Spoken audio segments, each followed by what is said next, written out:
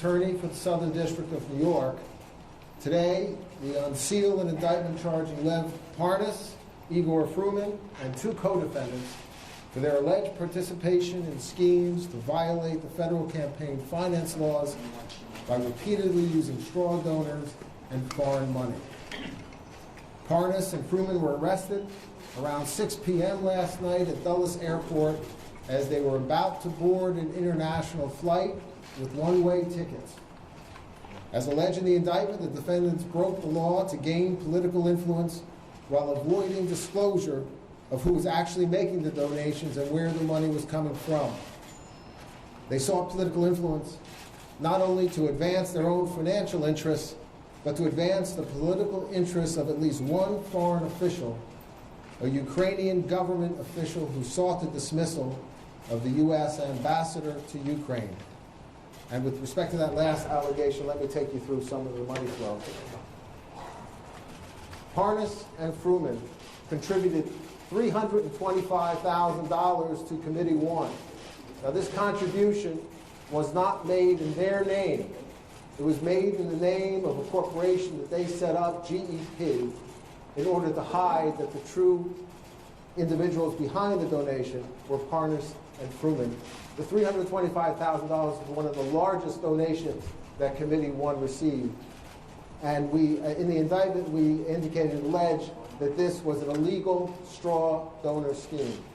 In addition, Parnas and Fruman made direct contributions to Congressman 1. And these contributions, direct and promised, totaled over $20,000. Moreover, Committee 1 spent approximately $3 million to benefit Congressman 1. Now, as a result, Parnas and Fruman had several meetings with Congressman 1, and at these meetings, Parnas, on behalf of a Ukrainian government official, lobbied Congressman 1 to advocate for the removal of the then U.S. ambassador to Ukraine. Protecting the integrity of our elections and protecting our elections from unlawful foreign influence are core functions of our campaign finance laws. And as this office has made clear, we will not hesitate to investigate and prosecute those who engage in criminal conduct that draws into question the integrity of our political process. And I want to add that this investigation is continuing. Now, I want to acknowledge and thank our wonderful AUSAs who worked on prosecuting and investigating this case and will continue to investigate this case. To my right is Rebecca Donaleski, and someone who would ordinarily be to her right, Nick Rose, could not be here today because he is in the Eastern District of Virginia assisting with the presentment of Parnas and Fruman. But to Rebecca's right is Russ Capone and Edward Discan, and they are our marvelous co-chiefs of our public corruption unit. And I also want to thank our partner in this case and so many of our important cases, the New York office of the FBI, represented here today.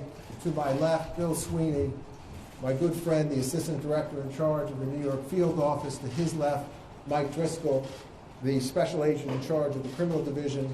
And to his left, George Kazami, the Special Agent in charge of Public Corruption at the FBI. And now I'd like to invite to the podium my very good friend, Bill Sweeney, for any comments he'd like to make.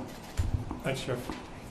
Last night at Washington Dulles International Airport, the FBI arrested Lev Parnas and Igor Fruman on campaign finance-related charges as they attempted to leave the United States. Andrei Kukushkin was arrested in San Francisco shortly thereafter. David Correa, the fourth individual charged in today's indictment, is not yet in our custody.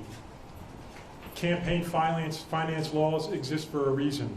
The American people expect and deserve an election process that has not been corrupted by the influence of foreign interests, and the public has a right to know the true source of campaign contributions. Laws make up the fabric of who we are as a nation. These allegations are not about some technicality, a civil violation, or an error on a form. This investigation is about corrupt behavior. deliberate law-breaking. The FBI takes the obligation to tackle corruption seriously. There are no exceptions to this rule. We gather evidence, we collect facts, and we will act on them when appropriate. As Jeff mentioned, our investigation will continue. Many thanks always to Jeff and your team of prosecutors here at the Southern District. Thank you as well to our FBI personnel in our offices in Miami, San Francisco, and Washington, D.C. And of course, thanks, Mike and George, to your team and the team of agents and professionals who are quiet professionals and solid public servants here in the New York office. Thank you. Thank you. Thank you.